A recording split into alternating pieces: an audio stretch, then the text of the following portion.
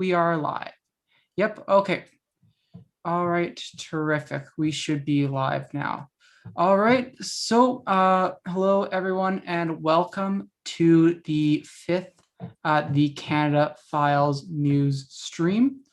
So, we're gonna have a few guests, basically throughout, but to start off, basically I'm joined by Rainer Shea. So, Rainer, can you introduce yourself to the audience? Hello, I'm a writer who largely focuses on China, though China is obviously just one component in the fascinating geopolitical dynamics that I'm constantly obsessing over.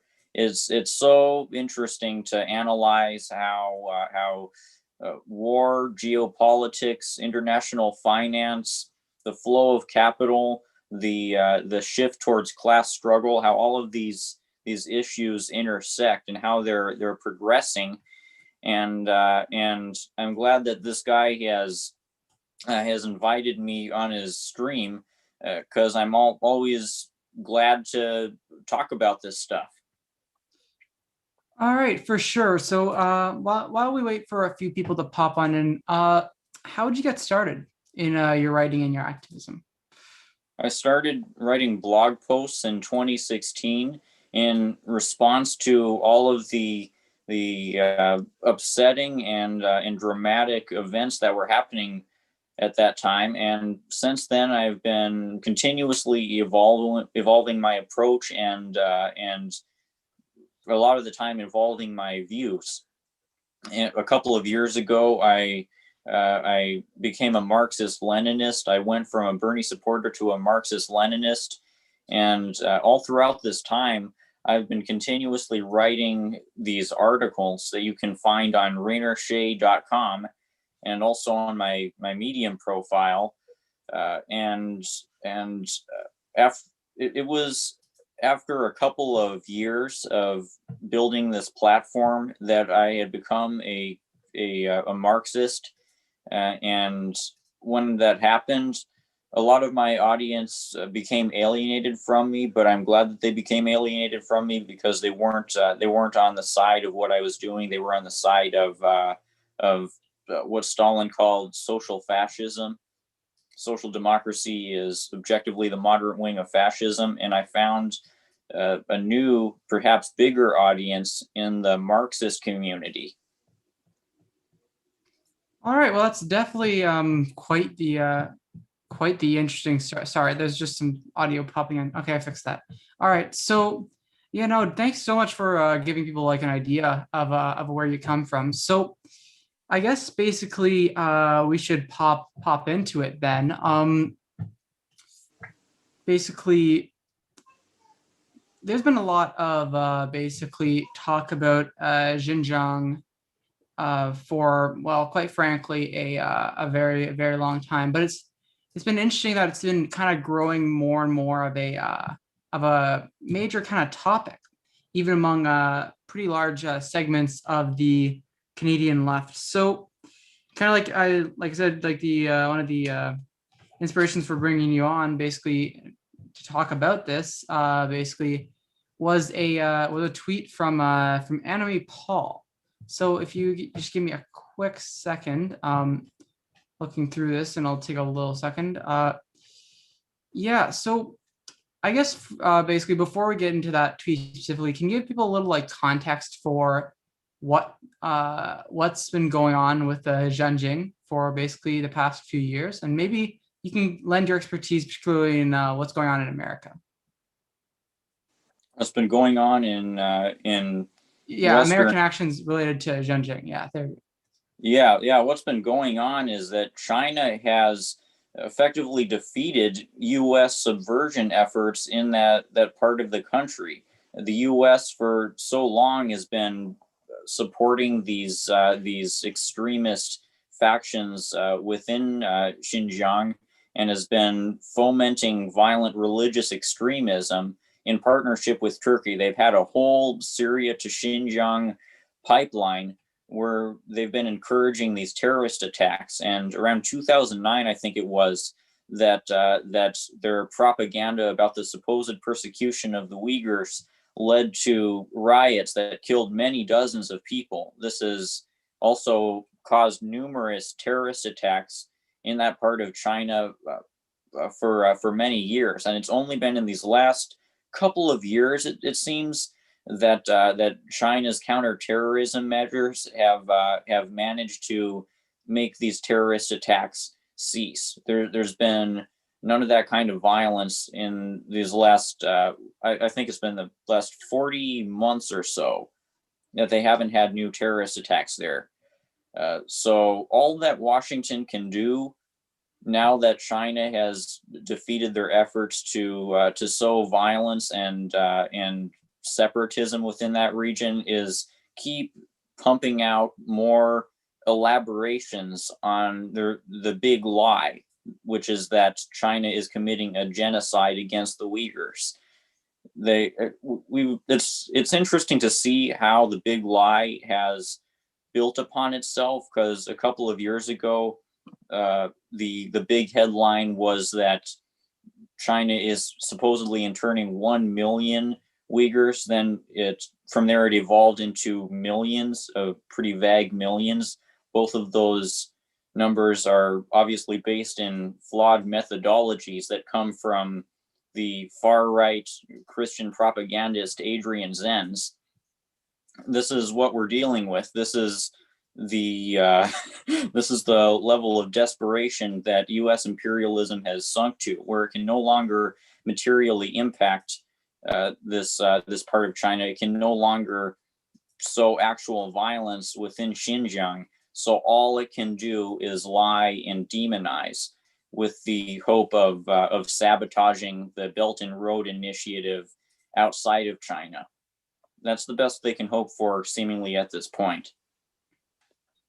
For sure. And so actually, to give people a little more context on why Xinjiang matters, what's the importance of Xinjiang, I'd say particularly to China, basically, like economically? Well, it's a big node in the effort on the part of China to create the Belt and Road Initiative to connect Eurasia to China's economic development projects, and this is again where the Siri to Xinjiang pipeline has come in, where they've been sowing this separatism and these encouragements to commit violence against Chinese communists for many years, and so this is how it's an economic issue. This is how the headlines about Xinjiang that we see are tied into global economics, because Washington's big priority is to sabotage the Belt and Road Initiative, to sabotage the shift towards a multipolar world, which is, as we're seeing, a pretty futile endeavor. So the best that they can do is heavily indoctrinate the people within the core of the empire into this ideology which tells them that China is the equivalent of Nazi Germany, that China is carrying out this huge atrocity. Yeah, for sure. And it's one of the most, it really is one of the most basically fascinating kind of issues there, especially Xinjiang, because quite frankly, like you said before about a severe economic perspective, but it's almost quite remarkable in the way that the sheer level of propaganda efforts that have been pushed through on this. It's probably like, it is really like, I think the best way to put it is like the WMD of our time, because the evidence has been so blatantly shown to, like, whatever joke of evidence they'll call it.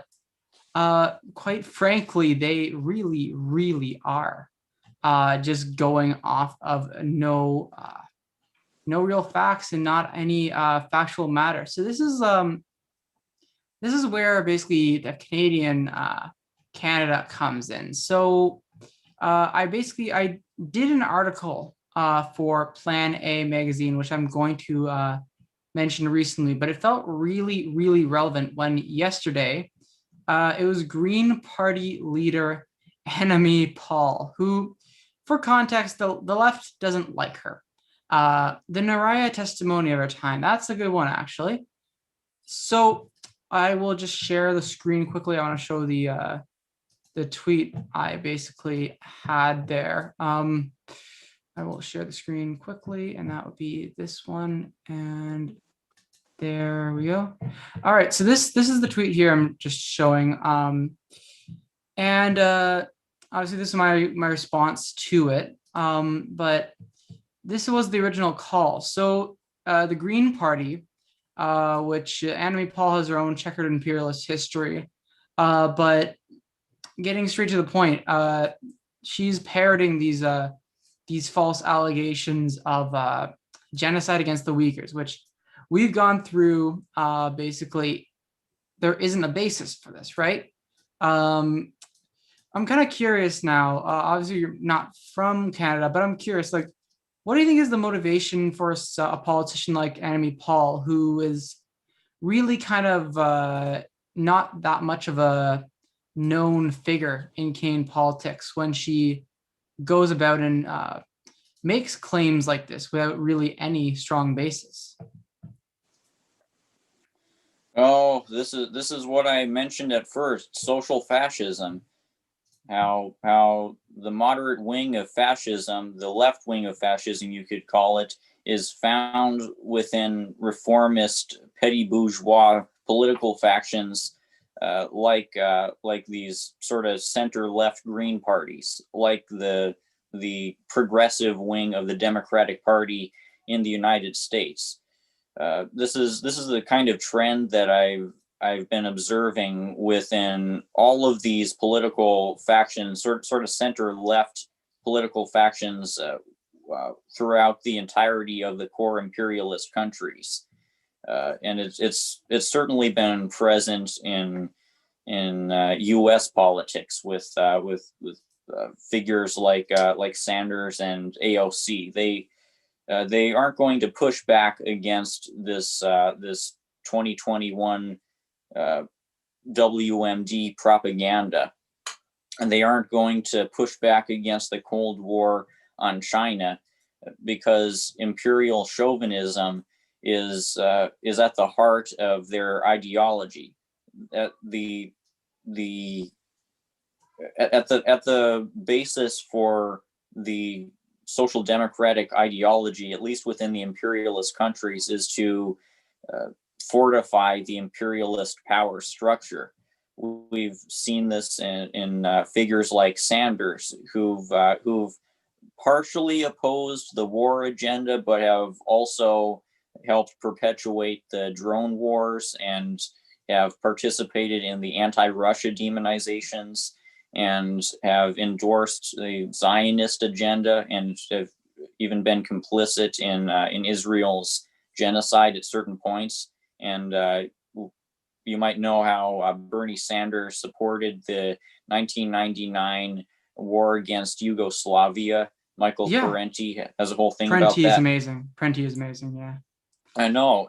This is the trend that we're seeing throughout all of these center left factions, and we also see this kind of trend even within the further left factions, however you define left when they participate in this kind of stuff. I've seen people who identify as anarchists pushing the same line about Xinjiang concentration camps.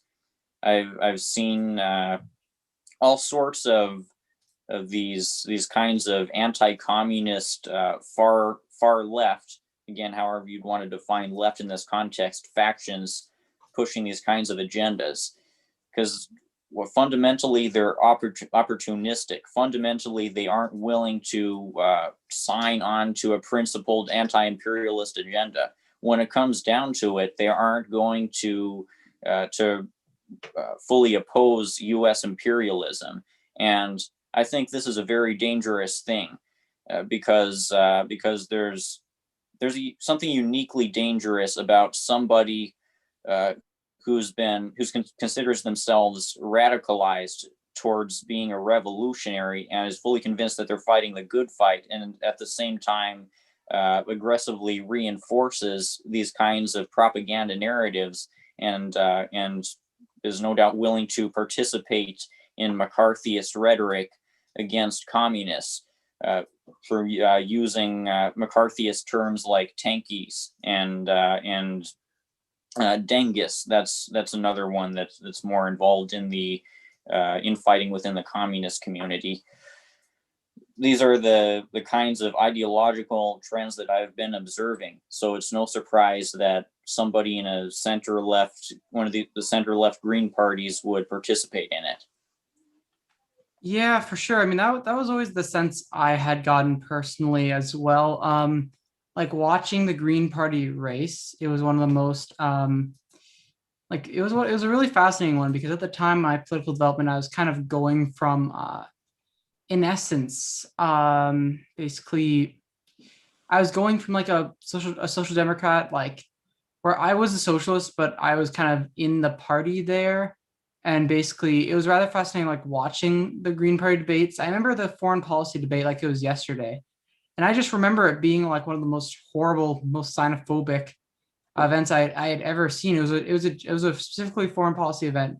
And it was the definitive turning point for me there, because quite frankly, right, it's just so dangerous, basically, when you have politicians and people pushing to actually go about and push these narratives. So yeah, I think basically there's a video that might be basically good to watch. I think I'll pick a short one for now, and I'll share the screen on this. It is a CGTN article, and CGTN has really done some terrific work on this front. So let me just quickly get this all set up.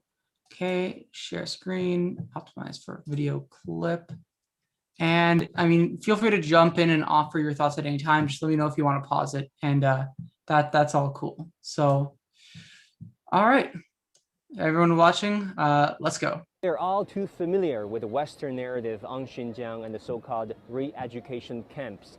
Many Western reports suggest that this is little more than a quote-unquote Nazi concentration camp where people inside are going through hell. Now, what better way to verify some of their claims than to actually get to the heart of it all?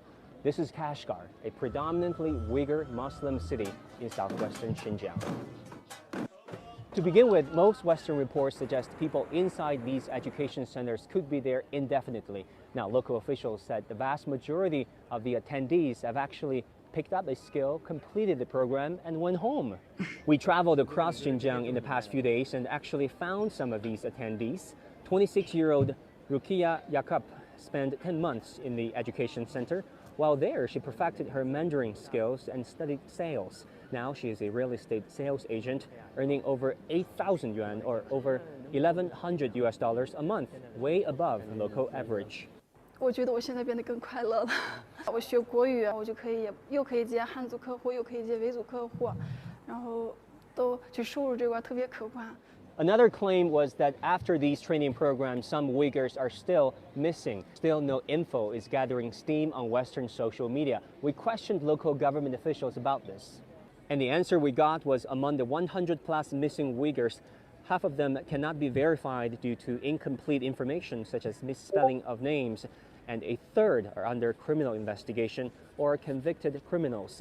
The rest are actually living normal lives, and many of them have never been to the education centers, including 67-year-old Hanimham Tudi. Facebook user published this video claiming to be Hanimham Tudi's daughter and said her mother was put in these education camps.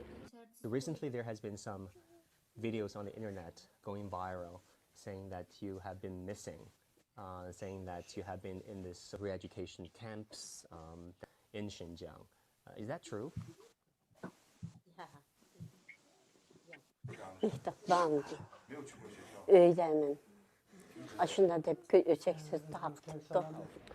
Also, many Western sources say China has detained anywhere between 1 to 3 million Uyghurs, a figure repeated so many times that it is almost considered a fact. Now, according to Gray Zone, an independent agency dedicated to investigative journalism, these figures, these claims, are largely based on two highly questionable studies. The first is the US government-backed network of Chinese human rights defenders. It formed its estimate by interviewing a grand total of just 8 people. I'm no economist, but 8 people doesn't sound like a great sample size. The second study relied largely on media reports and speculation. Its author, Adrian Zenz, is considered a far-right fundamentalist Christian who opposes homosexuality and gender equality, and who once said he is led by God on a mission against China.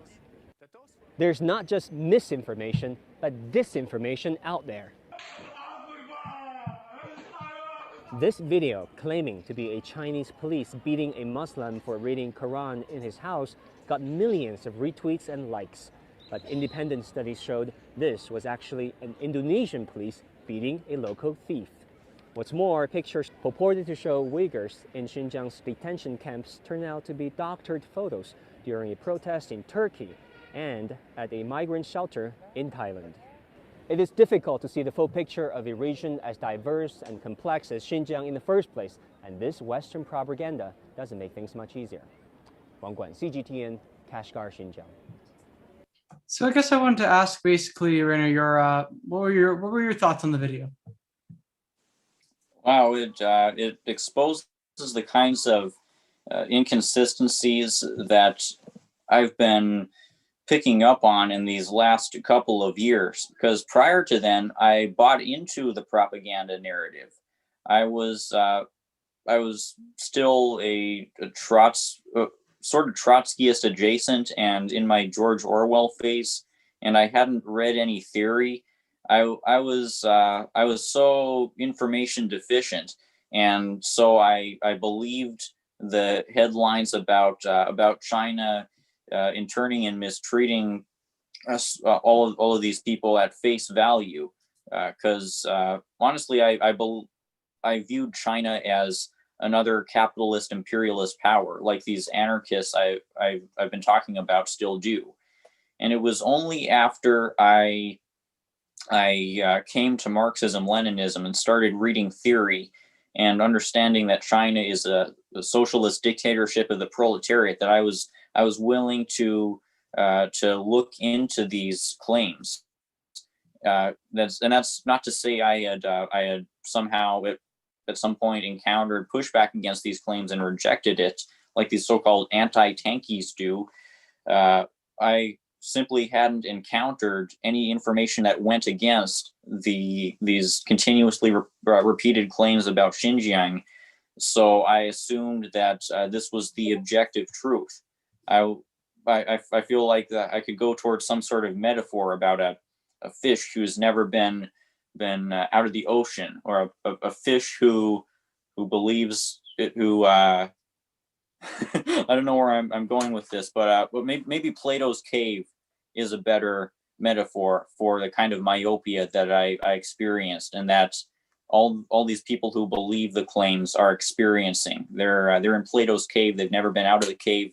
They've never seen the truth about this, so they assume what's right in front of them to be true.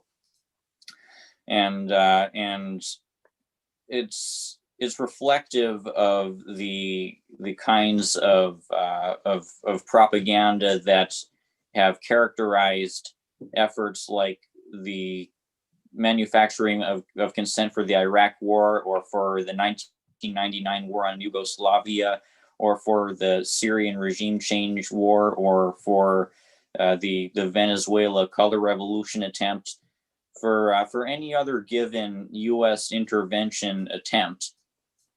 And the difference here, though, is that none of this can materially impact what's going on in China, due to the efforts that China has taken to de-radicalize the Uyghur youth who've been susceptible to this kind of dangerous religious extremist propaganda.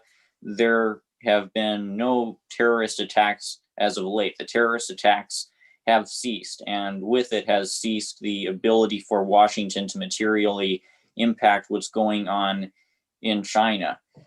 It seems like Washington's ultimate agenda for that part of China is to turn it into another Ukraine, to replicate their fascist Ukraine coup from 2014, where they installed neo-Nazis into Ukraine so that they could start a proxy war against Russia. They want to make a radical Islamic government come to power in Xinjiang so that they can start waging proxy war against China and balkanize China in that sense. But they're not going to be able to do it. Clearly, they aren't even able to continue stirring up the kind of scattered violence that they used to be able to carry out. It seems like we've entered into a new era for China, where China has become impervious in this sense to imperialist subversion. Yeah, it's one of the most remarkable things about China is the fact that basically the U.S. really doesn't actually have power to overthrow the government in China. It's one of China's greatest credits that the work they've done to make their nation far more secure. So I guess I want to go through a good thread, and if you haven't heard of anyone hasn't heard of Roderick Day, I would definitely urge them to go and actually take let's go just see the work that he does, because it's really tremendous. So this was actually there's two key points for me where I started to realize the propaganda that was coming around Xinjiang. So obviously one of them was was actually in fact the Canada. It was not the Canada file, silly me, but the gray zones, obviously terrific articles and reporting were really important. But also one of the most fascinating ones was actually Roger Day, who did some really good threads here. But there's like a remarkable habit of these Xinjiang truthers, or basically the China watchers, to actually like to deliberately mistranslate things, or to basically just to spread straight up manipulated videos or propaganda of images, right? So this was like one of the key points, right? Was finding out how basically China actually had invited, like the UN invited European diplomats. They basically most of the Muslim countries in the world are actually they've visited, they haven't had any issues. And I really like the point Roger Day made when Maduro asked basically Venezuela to verify elections. They didn't. And it's somewhat similar to this, right? Where they can pretend they don't know and they can pretend everything's being hidden from them.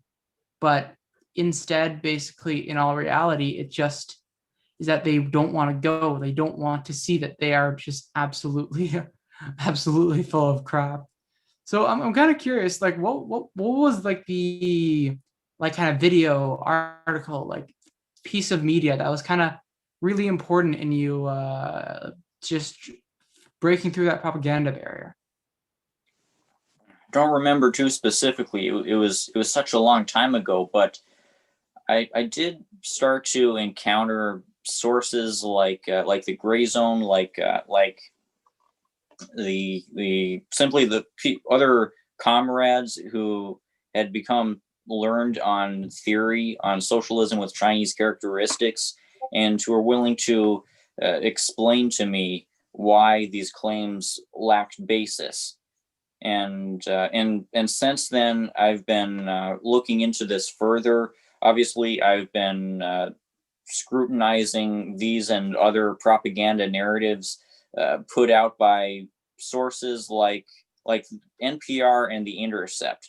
Those are a couple of the trickier media outlets that have I think gone a long way to misinform a lot of people about this issue. The Intercept was one of the outlets that uncritically repeated the 2018 the 2018 Reuters claim that that the UN said China has interned 1 million Uyghurs. A Gray Zone has a whole expose on this about how this Reuters report cited this out of context statement from an American representative at the UN who made this unverified claim about how China had interned 1 million people, and then so much of the U.S. media from across the entire ideological spectrum, including the so-called progressive side of it at The Intercept, and the NPR was complicit in this as well, specifically Amy Goodman of Democracy Now!, in platforming Adrian Zenz to put forth these claims. It's incredible how at one point Democracy Now! Interviewed Adrian Zenz and let him spew this nonsense. And seemingly to them, it doesn't matter at all that Adrian Zenz is part of an organization, the Victims of Communism Memorial Foundation, that regularly reinforces far-right conspiracy theories. Let's not forget that the Victims of Communism Memorial Foundation puts forth the double genocide theory about the Holocaust, which effectively engages in Holocaust whitewashing by claiming that the Soviet Union had a similar role to Nazi Germany in targeting the Jews. These are the kinds of sources that this type of stuff comes from, and it's appalling that that social fascism has gotten to the point where these kinds of far right, super sketchy, super gross and awful sources, awful people who would be willing to engage in Holocaust revisionism are allowed to use these progressive media outlets to push their dishonest agenda. Yeah, I mean, that's actually a problem in Canada as well. I believe it's called the Black Ribbon Day here. But I wrote about this, right? And it's nuts to me because it was that was actually one of the interesting things for me when like my position on Stalin and basically some of the Soviet Union started to kind of shift a little bit, was looking into the Molotov-Ribbentrop Pact and a lot of the smears around there. And in general, the smears that were done against the Soviet Union. And so basically we have someone who's an extremely dangerous, pretty much like fascist sympathizer at best, but arguably kind of just a smarter fascist type with Chrystia Freeland. And so she's the kind of person which I think if you've maybe seen the Gray Zone reporting, or you might have seen the reporting that I did like back in July of 2020. In essence, basically she's marched with these far-right Ukrainian neo-Nazi groups that are fundraising for their neo-Nazis in arms over in Ukraine. Basically, this, and for example, basically, I just want to mention basically that Canada has this thing called Operation Unifier, right? And so basically, as a result, basically, the thing is, right, that the Adar, Dnipro, Donbass, and Azov battalions were actually integrated into the Ukrainian National Guard in 2014. So when the Canadian government is basically giving supplies to the Ukrainian military and paramilitary police units, like these weapons directly get to neo-Nazis. And so Canada now she's basically second in charge, deputy prime minister, and as well as finance minister, but she's foreign minister for a few years as well. We basically have a neo-Nazi sympathizer, basically second in command of the Canadian government. And I think you know, and the Camp Files readers would know all about how basically dangerous these Ukrainian neo-Nazi groups are. Just the sheer anti-Semitism and the joy that collaborating with Nazis brought a lot of these like freaks in the neo-Nazis and those who collaborated with the SS and those who are fascists and neo-Nazis to this day. It's just utterly disturbing. And the fact is that basically all the parties, except for the Communist Party in Canada, basically continue to push this narrative, or they simply say nothing. And that was one of the also like one of the key points and interesting points in my development really was China, in terms of realizing, once I realized what they were, the fact that they are the dictatorship of the proletariat and that they're socialists who are working, they're working towards socialism with Chinese characteristics. And so basically, once I realized that, like, the tension slowly grew, and eventually it was inevitable I would leave, just because I always say this, and part of the reason why I'm so like passionate about doing foreign policy coverage, especially in Canada, I think foreign policy is the fastest way to get someone from like the center or center left all the way to Marxist-Leninism, like Marxism-Leninism. I really think it is like one of the fastest ways, right? Yeah, because as a result of that, basically people are gonna quickly, like, you have to come to terms with reality, or basically you're going to be supporting imperialism. And so that was like one of the points for me where it was just like, okay, great. It's either keep doing what I do, supporting basically these narratives and these really dangerous narratives, like, or I just step it up and basically oppose these things. And so it was one of those interesting things. Yeah, I'm kind of curious now. Could you maybe, like, I mentioned about Stalin and the demonization of Stalin on the left, but could you talk a little bit about the demonization of Stalin on the left and like kind of the core logics that come behind that? Well, the demonization of Stalin, it's what I'd call the first kind of anti-communist big lie, at least the first anti-communist big lie that has translated into many more decades of anti-communist propaganda. Because the demonization of Stalin was participated in by manipulative propagandists like George Orwell, who wrote a whole book, Animal Farm, which caricatured Stalin as some kind of evil dictator who had carried out a myriad of atrocities, when Animal Farm's version of history was really inaccurate. He was the kinds of atrocities he was alluding to were either non-existent or were not committed by Stalin himself. And then this was translated into Khrushchev's secret speech, where he accused Stalin of all of the crimes that the bourgeois propagandists had accused Stalin of. And then this was used to justify the dismantling of the dictatorship of the proletariat by Khrushchev within the Soviet Union. And we all know where this ended up. It ended up in Russian socialism collapsing. And this is the kind of effect, this is the consequence of ceding ground, as Khrushchev did, to imperialist bourgeois propaganda about Stalin or any other given revolutionary leader.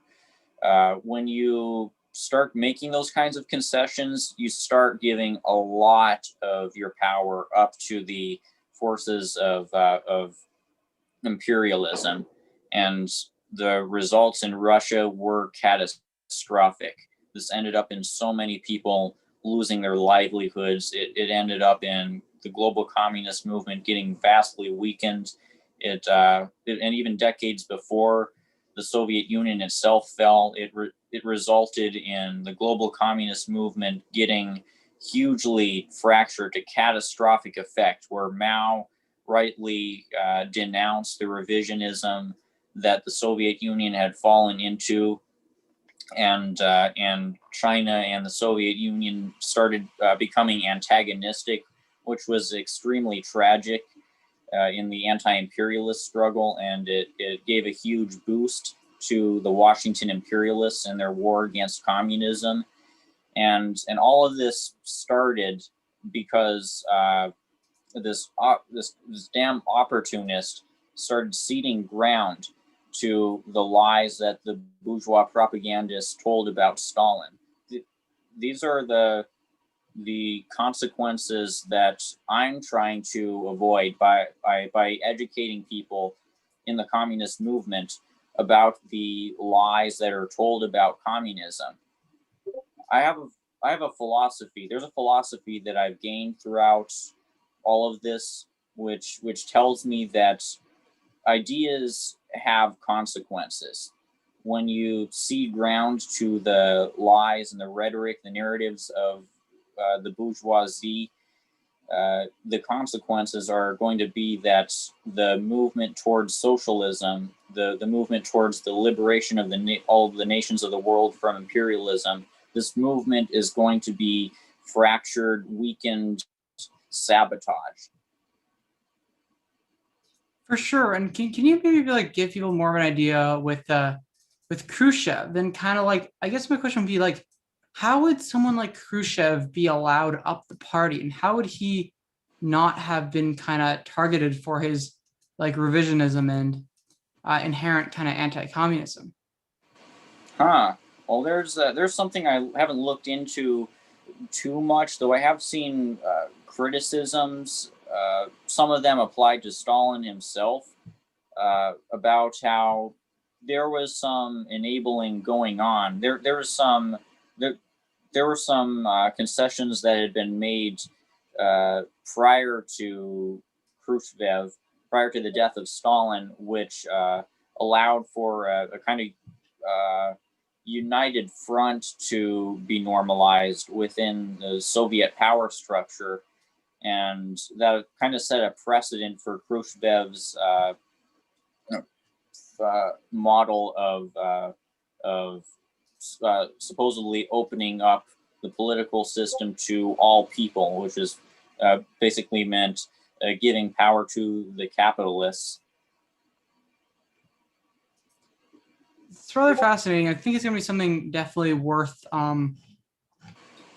exploring, because quite frankly, I don't think people on like the left, I mean, I think some people on the left do understand it, but it's like, it's something where even I think we're both in a similar situation where we don't fully like understand the damage that he's caused. And it's like, it really does, you have to, first of all, like break through the initial like propaganda like barrier, and then you have to start like digging in. It's not even easy to kind of find resources on it, but it's definitely something that I think I'll definitely be potentially chatting with you again, or someone else at least, to just look over this and like get a sense of what's going on there. So one of the interesting things I wanted to also mention, and this is something that I might try to do like an investigation into, just to look at the figures here, right? But I think it was CSIS actually came out with a speech,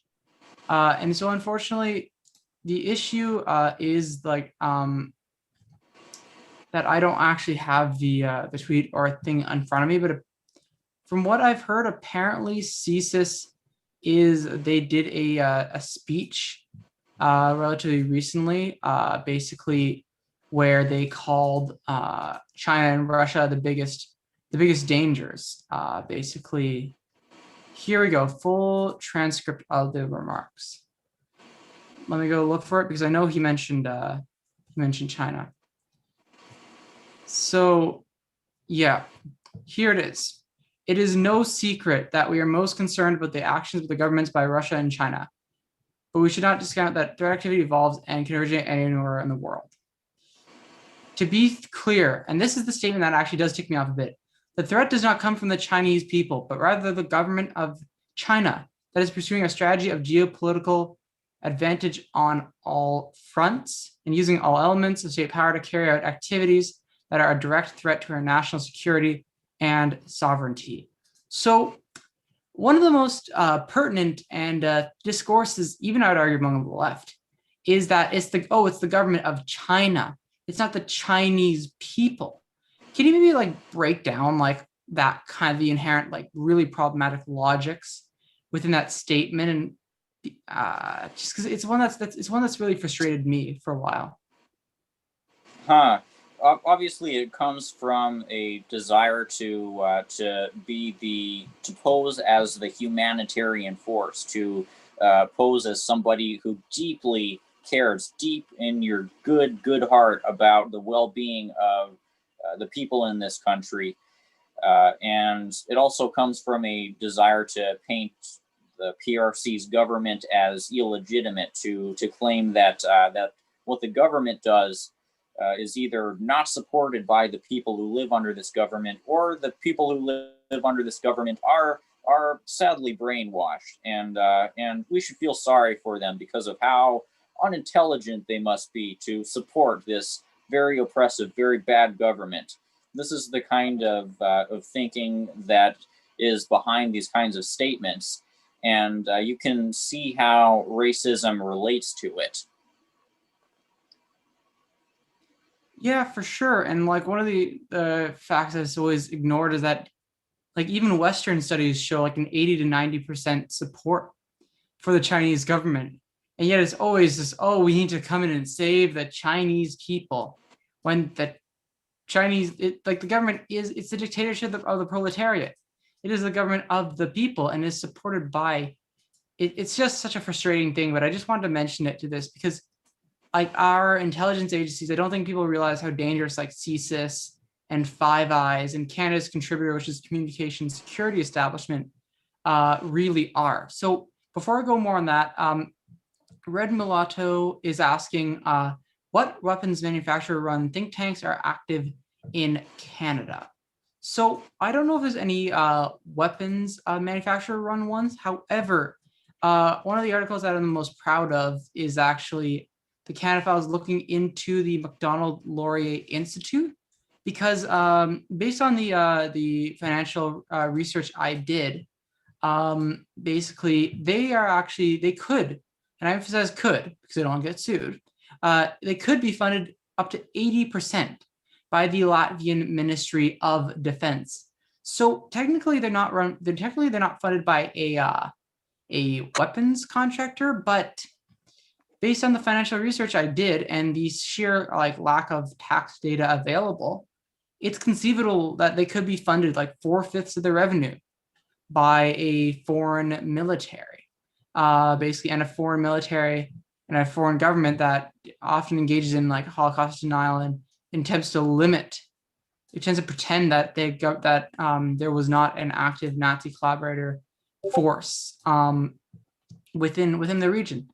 And the MLA is actually really dangerous because like they first caught my attention when there was this kind of banner that came out on social media where they were actually calling for China to be sanctioned for COVID-19, blaming it for what happened through the entire world. And I'm bringing up a lot of links, right? But I think you probably saw it as well, right? Basically, that there was actually a UN mission that came in, no restrictions on it, and it actually said that COVID very likely did not originate in China.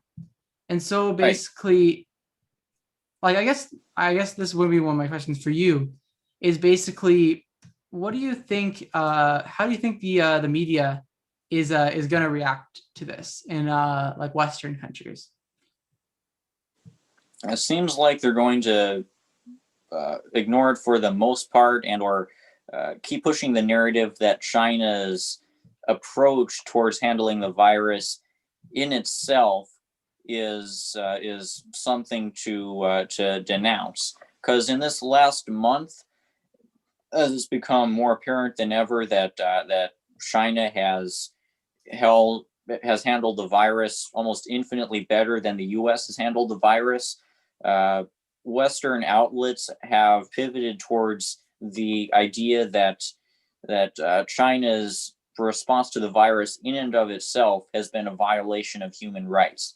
That China's response to this has been so harsh, so excessive in some way that China's people have suffered as a consequence, and this is what I've also been seeing from a lot of the right wing pundits who influence the thinking of the xenophobes within the United States. The idea that they want to push is that China's system of government is innately oppressive and is going to destroy the freedoms of the Chinese people when a crisis like this emerges. And for this reason, we should be grateful that we're living under a dictatorship of the bourgeoisie. We should be grateful that we live in a country where hundreds of thousands of COVID-19 deaths can happen, because the only alternative is something so utterly tyrannical that the deaths of hundreds of thousands would be better.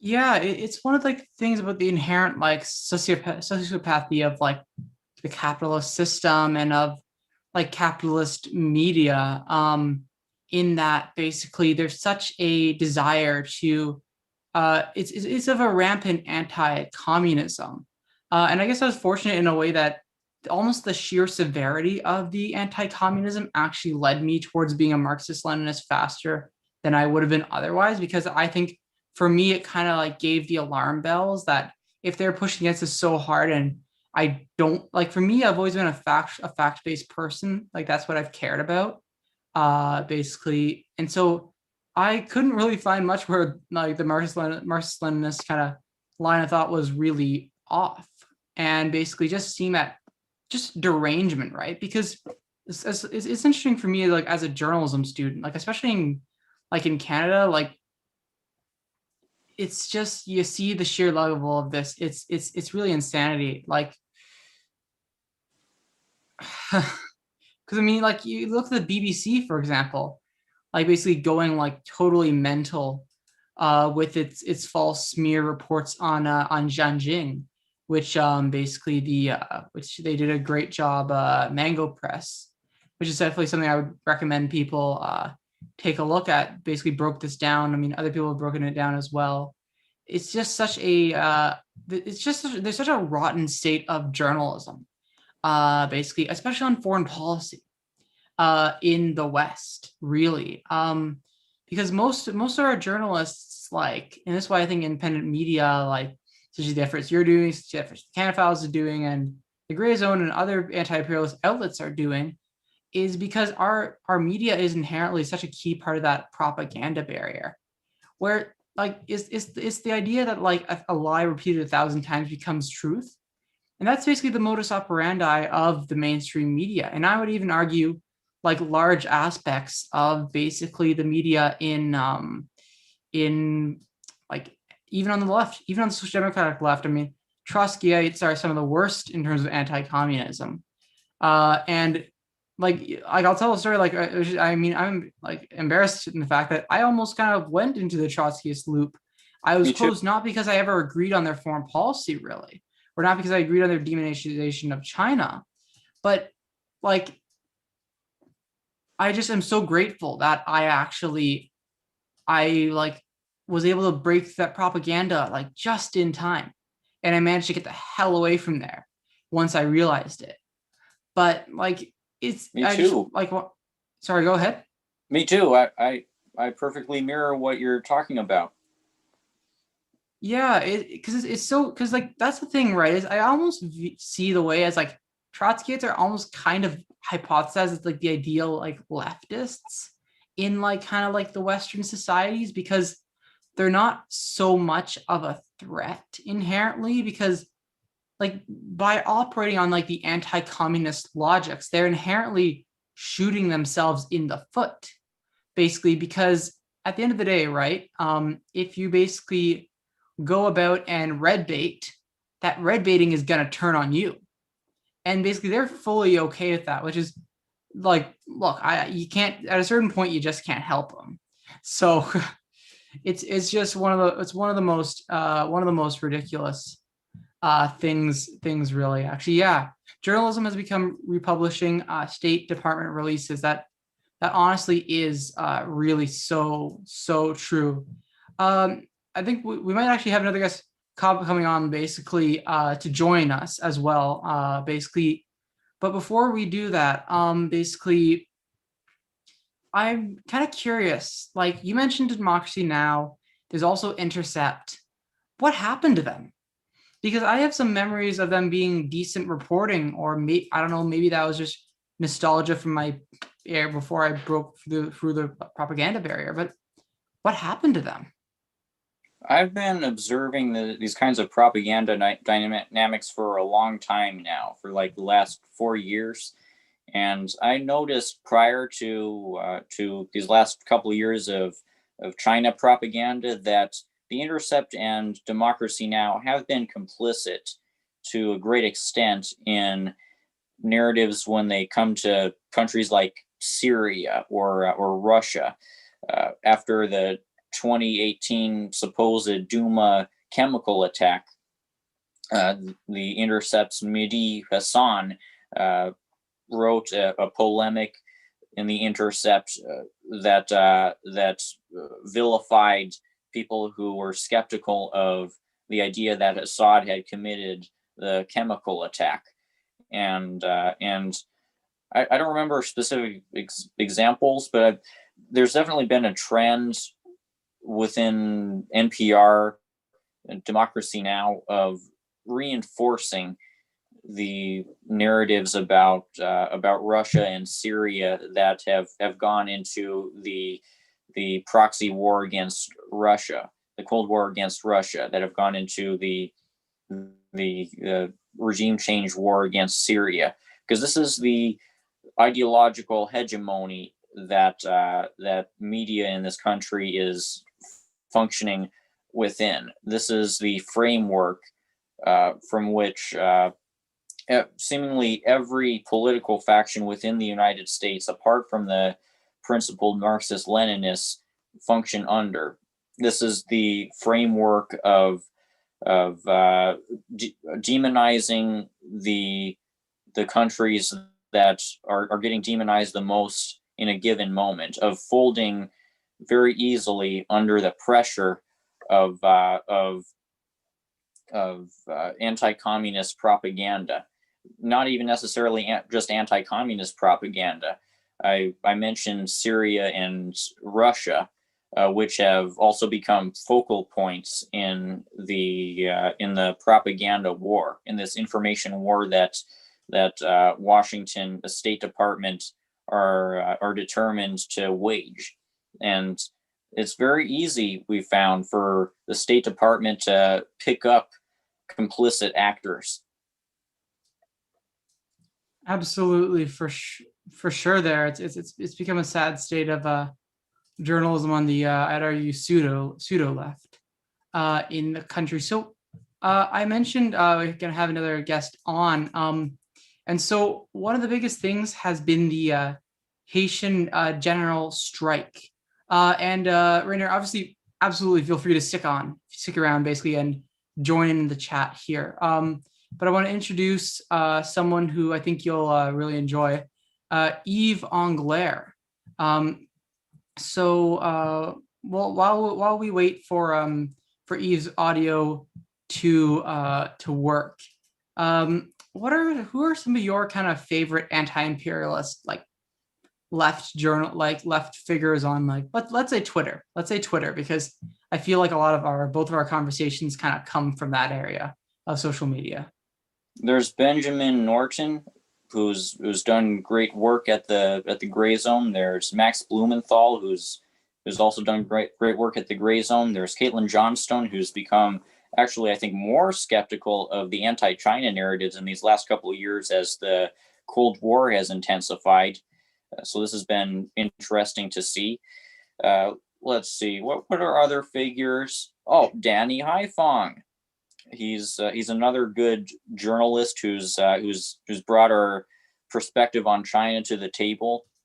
I'm hesitant to actually. I would have said Jimmy Dore in the past, but Jimmy Dore, I think he's shown his true colors lately with his Boogaloo Boys thing. Yeah, for sure. Like Dore is definitely, he's like the definition of like a mixed bag is the way I'd almost put it with him. There's some like useful features, but then there's some things he does that are just really bad. And it's just like it definitely did spark concern for me, like when like yes, it was basically kind of more of the kind of the social democrat type, but like this filmmaker basically was telling him about basic like vetting and some of these things basically, and he seems shocked by that. And it seems like a basic concept. It's one of the few places where, and we agree for different reasons, like social democrats and myself, but like you got to vet people at the end of the day, right? Like when you have that platform. I mean, like the kind of platform I have is it wouldn't cause as much of a devastating harm, but even then it's still not like cool. And it just, I think it especially caught me off guard, like how surprised he was when they were talking about that. It just, for me, it was kind of like, and oh, yeah, yeah. It was that kind of moment. But Eve, Eve, are you on the audio now? I am, I believe.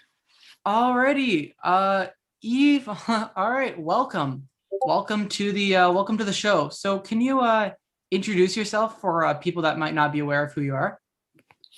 I am an activist and author of a number of books, mostly on Canadian foreign policy. And yeah, I've been active on the left for about 20 years. I'm based in Montreal. All right, sure thing. Eve, is there any way to just turn up your volume just a little bit, like not too much, but just a little bit, by any chance? I think so. I don't know. I think I just turned it up. Do you hear me better now? Yeah, I can hear you better. Okay. All right, terrific. So, Eve, now what has your focus been recently? There's been a lot of discussion on the Haitian general strike. What can you tell us about what's been going on there? Yeah, well, basically, Haiti has a president that is claiming that his mandate continues on, and that ended on Sunday. So a president who has been, very limited legitimacy from the get-go, who's been caught up in a very big corruption scandal and is very, very repressive. The Constitution says that he should be leaving office as of Sunday. He claims he has another year in his mandate. The opposition has put forward the Supreme Court. Basically, if there's no one in the presidency, then it's a Supreme Court judge that's supposed to take over, and the opposition has nominated a Supreme Court judge. And President Moise's response has been to stay in the presidential palace and to send to dismiss 3 Supreme Court judges, which he's not constitutionally allowed to do, to arrest one of them. And yesterday there was 2 reporters that were shot, and he sent the police to take over the Supreme Court building. So basically, you have a president whose only reason he was ever in office was because of support from the U.S. and Canada. Continuing on with his mandate, with the backing of Washington and Ottawa, and in the lead up to this recent effort to extend his mandate, Moise had set up a gang alliance to basically instill fear in the slum neighborhoods of Port-au-Prince. He brought in this individual, Léon Charles, to head up the police. Léon Charles was the head of the police force for 17 months after the Canada-US-France coup of 2004 that ousted the elected president and thousands of other elected officials. And Leon Charles was responsible for all kinds of violence. And he described the war that the police were waging against the pro-democracy sectors. So this is the state of affairs, and you have Canada, U.S. Being the main forces behind Jovenel Moïse. And if you look at Haiti in a broader level, like Jovenel Moïse is so corrupt, repressive, and unpopular that even the traditional elites, the very regressive sectors of Haitian life, the 10 or 15 families that basically run the economy, even many of them have backed away from their support of Moïse. So it's really it's become a cross-class movement to get rid of him that includes all kinds of the opposition politicians who are quite unsavory, quite frankly. But he's just so opposed and regressive that it's really kind of almost unanimity within Haitian political life. But he stays because he has the backing of the most powerful force in Haiti, which is Washington first and foremost, and secondly Canada. Yeah, for sure. And I want to now, Canada has like way more of a role in imperialism against Haiti than most people have any grasp on. Can you maybe like take us through that? And I think especially like there's more than 2004, but could you like especially take us through like Canada's role in the 2004 Haiti coup? Well, Excuse me, I'm going to leave now. I've been on for over an hour, but thank you for this this presentation, and thanks for having me on. Oh yeah, sure thing. No problem, Rainer. Where can people check out your work? RainerShay.com. All righty. Thank you so much for popping on. I appreciate it. All right. Goodbye. okay. All right, go ahead, Eve. Yeah. So basically, the clearest imperial crime that Canada has been part of in this century took place in Haiti in 2004, beforehand and afterwards. But basically, on the night of February 29, 2004, U.S. Marines took the elected president, Jean-Bertrand Aristide, in the middle of the night and forced him onto an airplane and dumped him in the Central African Republic. Canadian Special Forces, JTF2, were securing the airport that Aristide was, in his words, kidnapped from. And then there were 550 Canadian troops on the ground in Haiti for 6 months. There were also US and French troops on the ground for a couple months. And the military mission became a UN, the MINUSTA, the UN force. And that force, Canada was in charge of the policing component of the UN force for multiple years. Canadian police trainers, about 100 Canadian police trainers were on the ground supporting the Haitian police as they repressed the pro-democracy movement after the coup. Before the coup, Canada cut off funding to the elected president, and then immediately after the coup, a huge increase in Canadian aid. They tried to isolate Aristide before the coup, and then afterwards, Paul Martin made the first ever trip by a Canadian prime minister to Haiti. On January 31st and February 1st of 2003, so 13 months before the coup, the Jean Chrétien government organized a high-level meeting to discuss Haiti's future.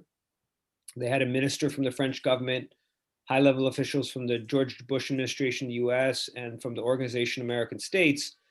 And at that meeting, as was reported on in the March 15th, 2003 issue of L'Actualité, magazine, which is Quebec's equivalent to Maclean's magazine, so a corporate news magazine.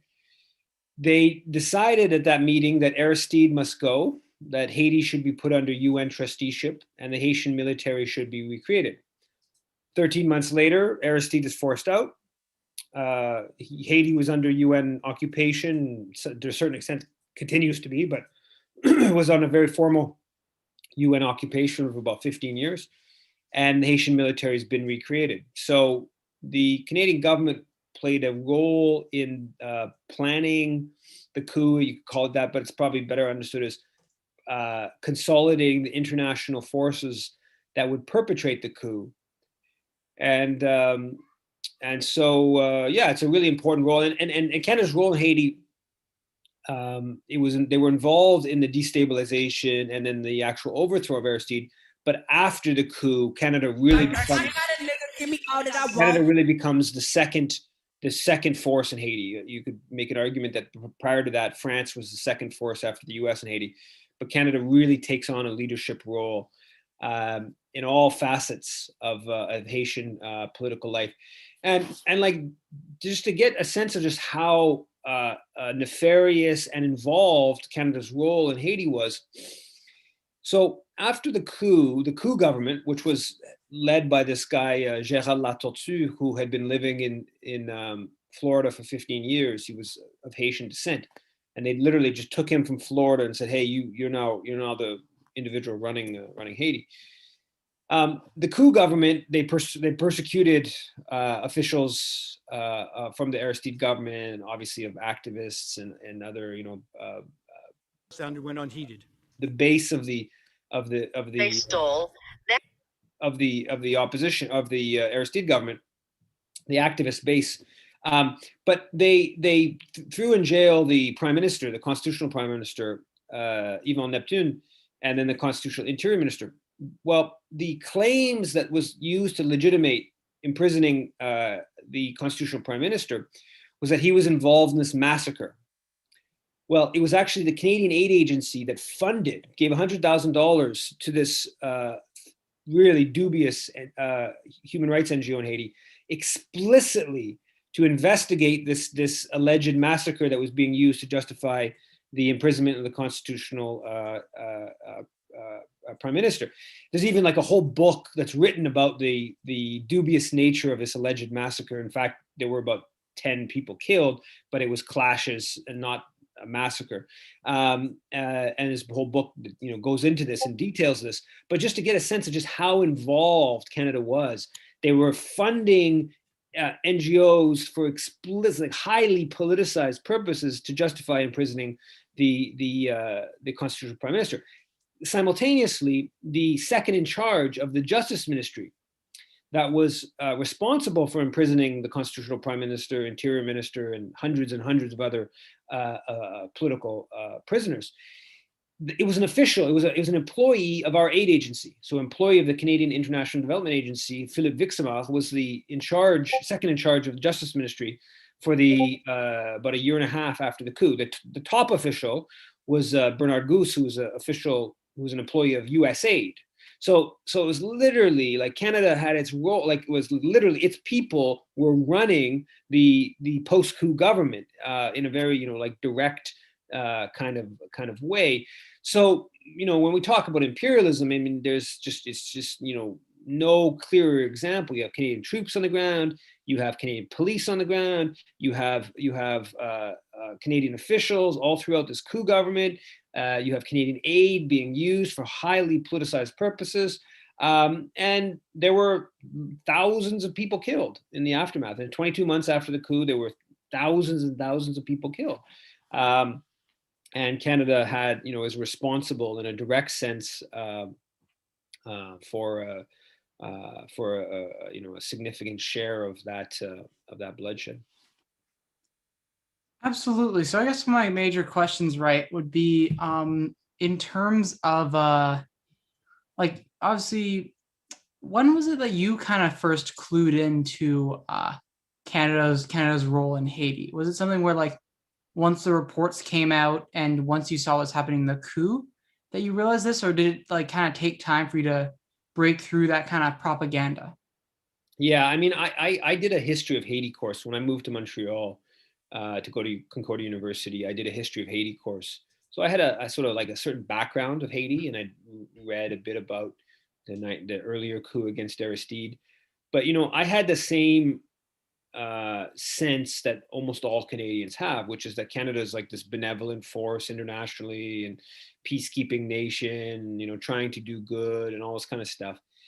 And the I kind of I started seeing some like media reports was going on. I was tied into left media at that time, like Znet or Z Magazine and Counterpunch, stuff like that.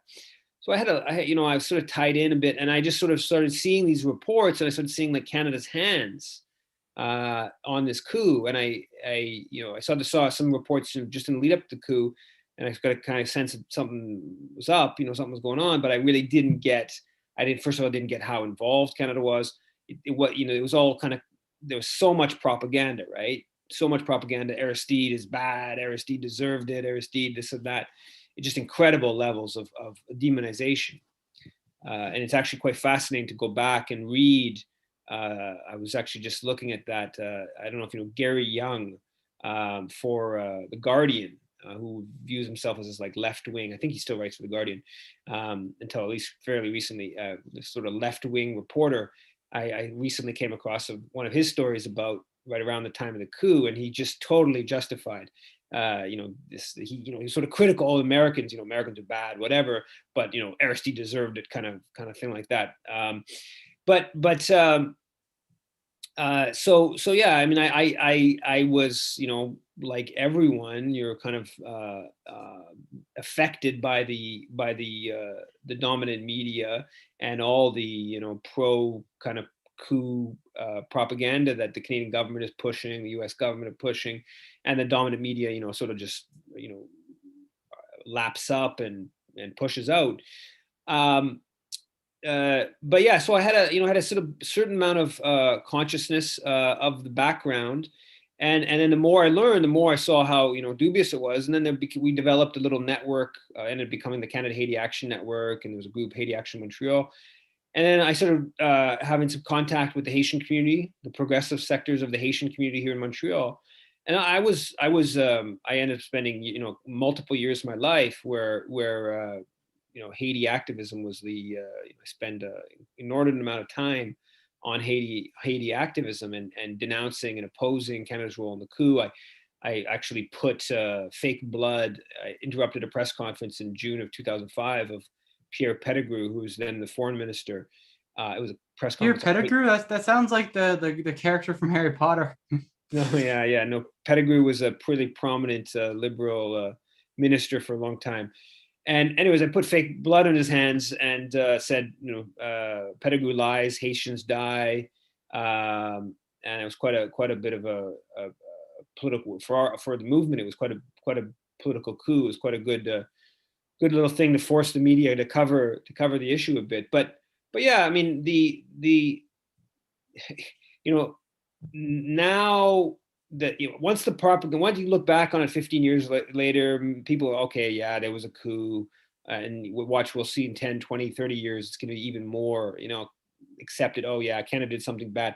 But at the moment, it's always the most difficult at the moment when it's the power structure is doing everything they can to confuse the matter, and the reality is that even much of the progressive minded people, they cower to the dominant propaganda. I mean, there is a certain level of confusion. It's difficult to figure out exactly what's going on, but the liberal types tend to cower, and then 10 and 20 years later, then maybe we write a book about the bad thing that happened 10 or 20 years ago. But it's really important to seek out news and analysis that's not just from the dominant media. It's important to read the dominant media and be conscious of what is being pushed in the dominant media, and then there's some resources that the corporate media has that left media just doesn't have, and so there's news gathering capacities. but it's important to also seek out the other side and to not just to go along with what the dominant perspective is. Yeah, for sure. And obviously, there is the 8th episode of the Canadian Foreign Policy Files, which I'm hoping will be able to come out either tomorrow or Friday at latest. Basically, which is going to go even deeper into Canada and the connections with Haiti. So let's say like someone here is now concerned about what's going on in Haiti. They want to take some action. What can they do? Well, the simplest thing is the Canadian Foreign Policy Institute just put out an action alert, which calls, it's an email Canada's new Foreign Minister, Marc Garneau, and it also actually emails all the MPs.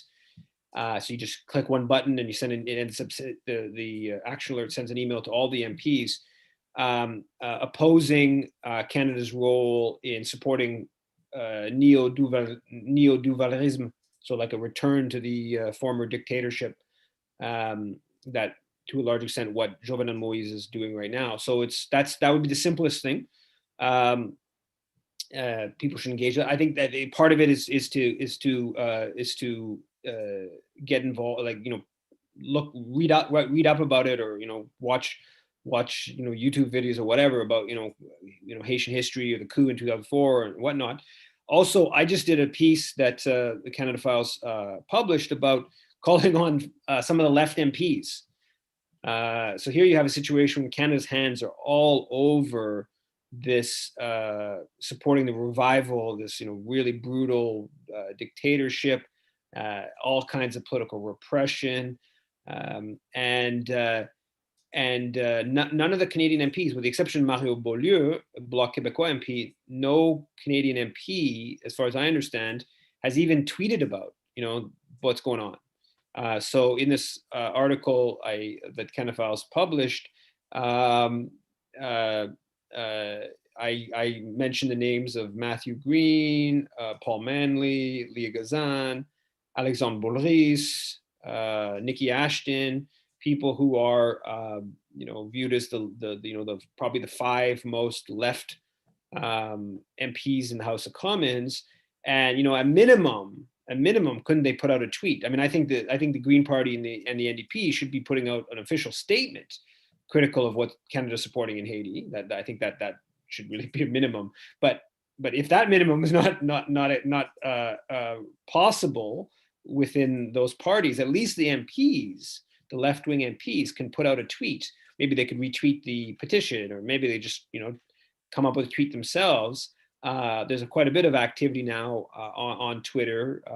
You can go to the Canadian Foreign Policy Institute's Twitter that's put out some of the tweets about some tweets about going on in Haiti. And then if you look at people like Madame Bookman or the Haiti Information Project or Petro Challengers or many different Haitian focused Twitter accounts that are putting out lots of good stuff, at least retweet one of those. There was a statement back in October of 2019 signed by David Suzuki, Linda McQuaig, Michelle Landsberg, Jan Martel, Roger Waters, a number of George Elliott Clark, number of prominent Canadians and international figures calling on the Canadian government to stop supporting a repressive, corrupt, illegitimate President Jovenel Moïse in Haiti. The MPs, the left MPs, they could tweet about that now. They could put that out. So it's not like there's there is some action. Solidarité Québec Haïti, a group here in Montreal that I'm part of. We occupied Trudeau's office during the election around his support.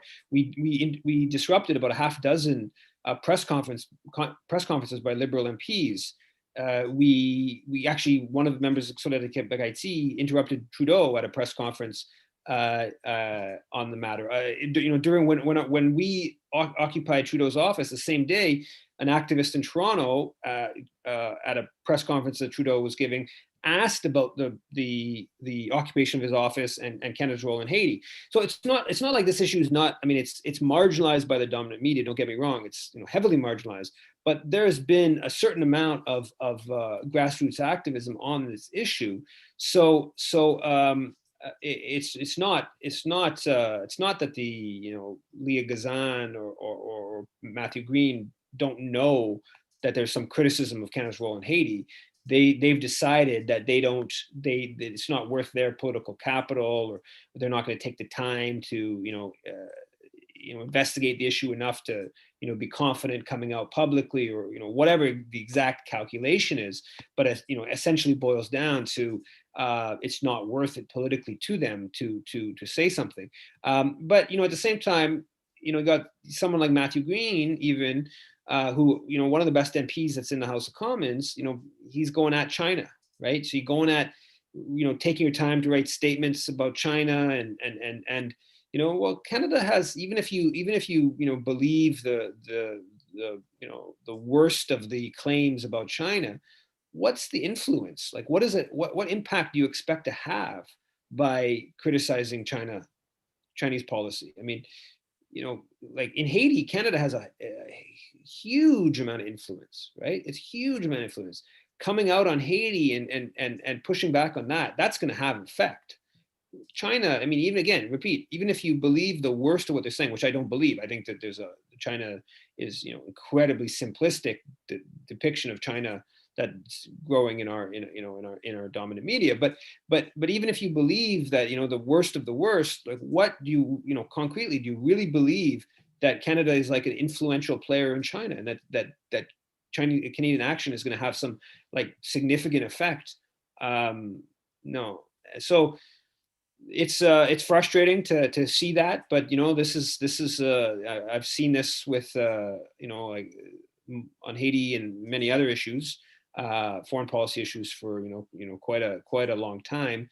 But I think, so the action people should take is sign the petition, or engage with the action alert to email all the MPs and Marc Garneau. But also, if you happen to be in one of these left MPs, maybe just forward them the article, or ask them if they're going to make a statement about Canada's role in Haiti. All right, for sure. Eve, thank you so much for coming on. We are going. If Eve's still here, where can people keep an eye on your work? Yeah, you can go to my website, yvesengler.com, so YVESENGLER.com, and I post pretty much all my articles there. Thanks for having me, Aidan. No problem.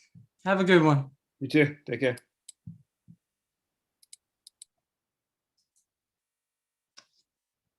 All right. So, yes, in a quick second, we should be joined by David Mivsir. So I will just pull up an article, IDF Canada files. David, can you hear me? I hear you. Hi, how are you doing? I'm good, thank you. How about you? So there's been like a pretty big push against IDF recruiting in Canada. So can you give people the background? What have the Israeli Defense Forces been doing in Canada, and why is this illegal? Good question. Okay, thank you. So for years and years, really going back to the beginning of the State of Israel, Israeli forces have been recruiting in Canada. And I will talk more about that, but just to say it's nothing new. It goes all the way back actually to the late 1940s. And the way it really works is it's very integrated into a lot of organized or institutional Jewish life in Canada. And when I say that, what I'm talking about is the main Jewish organizations. There are synagogues. Canadian cities have something called a Jewish Federation, which is a lot of different Jewish social service organizations and so on, old age homes and family services agencies, and also Jewish schools. And university students are probably familiar with Hillel, which is a campus organization for Jewish students. So all of those are trying to encourage Jewish life. And part of Jewish life is a relationship with Israel, or at least the land of Israel, and some relationship with the state of Israel. And then part of that, I would say virtually all those groups, is supporting the Israeli military. It's just part of what they build into the culture. It doesn't have to be in the culture. I think it's immoral and kind of thoughtless to have it in the culture without critiquing it and understanding really what it is. But that's how it is. So in most Jewish schools, the IDF is presented from the time kids are quite little and they're just kind of learning about the big world out there, all the way through high school, as a really valiant thing. It's a thing that's saving Jewish lives and protecting Jewish people. And if it wasn't for the IDF, so many Jews would be killed and the state of Israel would be wiped out. And it's like when I say IDF, of course, I mean the Israeli military. If it wasn't for that, Jews would be murdered, right? So young kids up through high school are really inculcated with a sense of respect. And as they get older, it's made to look actually kind of fun and cool and sexy. And a culture is created where it's a very positive thing that when you graduate high school, or maybe when you graduate university, if you go to Israel and you enlist in the IDF, you're doing a great thing for the Jewish people. You should be, appreciated and honored for that. So that's one side of it. And I'll just mention again, that happens in most Jewish schools. It's kind of implicit, and there's explicit programming also on university campuses. There are also Jewish summer camps for kids where some kids go and spend a week, some kids might spend a month. This is part of their programming there. And it's supported by the large Jewish institutions, and it's also supported actually by the Israeli military and by the Israeli consulate here in Canada. And the Israeli military has a program of sending usually girl soldiers, that's the way that they call them, but they're 18, 19-year-old young women from Israel, get sent to the Jewish diaspora as their military service. In other words, in Israel, they enlist in the military, and their job is to go to a school in the diaspora and be a school teacher. And they do. And often they'll do it in uniform.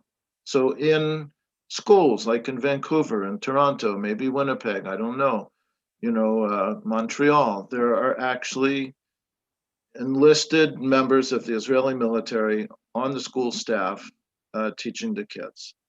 So all of this builds a very positive image with the hope that young Canadian Jewish people will become part of the Israeli military when they come of age. So that's part of your question. The other part you said is, why is it illegal? Well, there's a law in Canada against enlisting any person or inducing any person in Canada to enlist in a foreign military. We can talk about why is there a law like that? But the fact is, there is a law. It's a violation of the law to do that. And this has gone on, like I said, for decades, maybe for 70 years. I don't know if anyone's called attention to it. It's not controversial. It's not something people think about. I would say it's not questioned. And I didn't even know it was illegal myself. I don't know if you introduced me as a rabbi, but I am a retired rabbi. I'm 69 years old. I raised 3 kids in Canada. They all went to Jewish schools. They all experienced this kind of thing in their school. And I never knew it was illegal. So I'm just saying, it goes on actually with a kind of impunity. Even though it's violating the law, nobody's paying any attention to it. So that is what we are trying to change. And I think we've changed that. We're making it into an issue. Whether the Canadian government does anything to enforce its own laws remains to be seen. But at least we can bring attention to this issue, make it a controversy, make it difficult to simply continue business as usual and keep doing this. Yeah, for sure. And I guess one of the questions really is, you've talked about what's wrong, but what is what's being done? What's being done to resist this illegal recruitment? Is there a campaign? Oh yeah. Can you detail that for people? Kind of give people an idea of what's going on there and like what's the progress been made? What's being done? Yeah. So there are a few organizations. One of them, I see you're putting stuff on the screen, and I assume people are able to see it. So there's an organization called, what is it called? Just Peace Advocates. Yep. I would Karen say, Rodman. is that right? Yeah, that's right. Yeah. The Just Peace Advocates is really taking the leadership on this. Information about it is on their website. I'll just say it again. It's Just Peace Advocates. If anybody wants to know more about what we're actually doing, I would invite them to go to that website and see Just Peace Advocates. So one thing we've done is we've collected what I would call evidence of this violation of Canadian law and sent it to the Minister of Justice, David Lametti, and suggested that it be investigated. And if it is found to be actually a violation of Canadian law, then something needs to be done about it. We've also created a campaign. Besides just sending him that evidence in a letter, we've started a campaign for other people to write. And I'm not running this campaign, so I'm not the best person to talk with. Some other time, Aidan, you might want to get either John Philpott or Karen Rodman, who are I would say the 2 people really organizing this campaign, and they can talk more specifically. But hundreds of letters, maybe something like 700 letters, have been sent to Canada's Minister of Justice, David Lametti, whose job it is to enforce Canadian law. We've gotten it into the media. It's been mostly in French language media in Quebec. There's been a number of articles in like in Le Devoir, very mainstream media. David Lametti said that the RCMP is investigating it, and we've had hundreds of letters sent to the commissioner of the RCMP. And you can find all this on Just Peace Advocates website. And then another thing, I think, is just talking about it. Like, I feel like by you doing this, by you having me talk about this right now, it should stir up some awareness, some controversy. For me, as a Jewish person and a father of now grown Jewish children, I will hope that more Jewish people, especially those involved with synagogues and Jewish organizations, raise the question, like, should we be doing this? is this how we want to educate our children? To basically be blind to the morality of what the Israeli military is doing, like every day and every night to people in Palestine?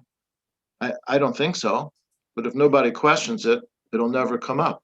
So by talking about it, I think we can stir something up where it doesn't just go on just from the inertia and from the people who want it to go on. They're pushing it. And if nobody resists, it'll never change.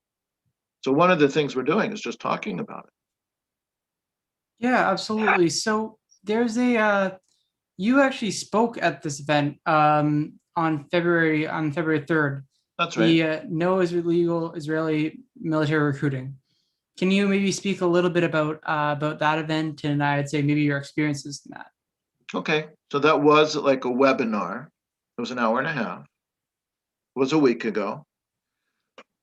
I spoke really as who I am. I just said it. I'm the father of 3 children who went through Jewish schools here in Canada. I'm a retired rabbi. I have a sense of morality and justice. I just spoke as me. Another speaker was John Philpott, who's a Canadian international human rights lawyer, and he spoke about the legalities. Another speaker was, I'm sorry, the name is slipping me, but it's all written down there. I can't actually see what you're putting on the screen, but I'm sure it's Yeah, right sure. there. Let me just go to the names. They're all here. I don't know how important the name is. Another was a woman who works with a Palestinian human rights organization in Ramallah. Just talking about the impact of the Israeli military on the life of Palestinian people on the ground in Palestine. Just very compelling. No one should participate in that, much less, young Jewish people from Canada being recruited to do those things. Another speaker was Jonathan Kutab, who's, I'll just say, is about my age, and he is a Palestinian from Palestine who is an international human rights lawyer. And he also spoke in this webinar. There were a couple other people. And then important to me is that there were about 400 people listening in on the Zoom conversation that we did, and a few hundred more people tuned into a Facebook live stream. And the person running all that said people didn't drop out. Sometimes you do something for an hour and a half and you get 400 in the beginning, but only 200 left a half an hour later. She said the 400 people hung in there for an hour and a half. And anybody listening or watching right now can watch a recorded version of that. It's on YouTube. And I should have that information. I'm not prepared right now to give it to you, but anybody can go to the Just Peace Advocates website and find the link to watch that webinar. And anybody that's interested in knowing more than what I'm communicating right now, just based on my, memory and stuff, if you want to know more, watch that webinar from 1 week ago that Aidan's talking about.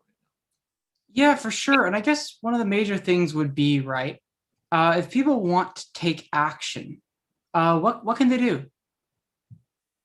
Okay, that's really, really important. What can we do? One thing, write a letter to Canada's Minister of Justice, David Lametti, and you can find information, how to write to him, what to say, some of the facts. Again, on that website, I'm pointing because it's on my screen, from Just Peace Advocates. Also write to the Commissioner of the RCMP, since David Lametti kind of passed it off to them. I guess that's proper. I mean, that's what the RCMP is supposed to do, is investigate alleged crimes. We are trying to get an MP to sponsor a parliamentary e-petition. And when we get that, sign that petition, the petition would again be that please investigate this alleged violation of Canadian law. And then what else can one do? I think if a person has any connection with the organized Jewish community and they care enough about this, they could write to their local Jewish school or what's called the federation that is mostly involved in funding the school and ask, do you do things that are not communicating honestly? You're like misleading children about what the Israeli military does. Raise the issue. Like I said before, make it a controversy. Make it no longer be a thing that can just go on with nobody talking about it or thinking about it. And another thing, you could even contact me and we can talk together about what can we do. But again, I would just guide people back to that Just Peace Advocates website, join that organization. You know, honestly, this is just getting started. You said, what can we do? We've only been doing this for a few months, and I think that website was really like kind of a launch. So maybe we can develop it more. Absolutely, for sure. So, yeah, David, thank you so much for coming on and Great. speaking with me. So, yeah, you've talked a lot about that. So, where can people like keep an eye on like the work and the kind of activism that you do? Oh, so thank you for asking that. You know, so tonight we've been talking about one specific thing, which is Israeli recruiting in Canada, right? But that's part of a much bigger issue of Canada's relationship with Israel. And I recommend following that. Of course, this Just Peace Advocate, Just Peace Advocates is really valuable. You can follow that. I'm very active in an organization called Independent Jewish Voices. We have roughly 1,000 members across Canada in about 20 or 25 chapters across Canada. We're mostly Jewish people, but not all of us. It's, you know, somebody not Jewish can join, but it's mostly Jewish people.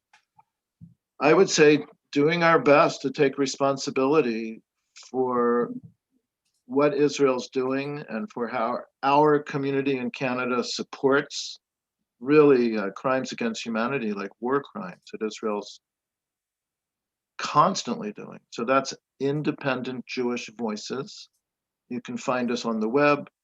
You can join us. You can follow us. You can find us on Facebook. You can follow us on Twitter. There's a lot of different ways to follow and be informed these days.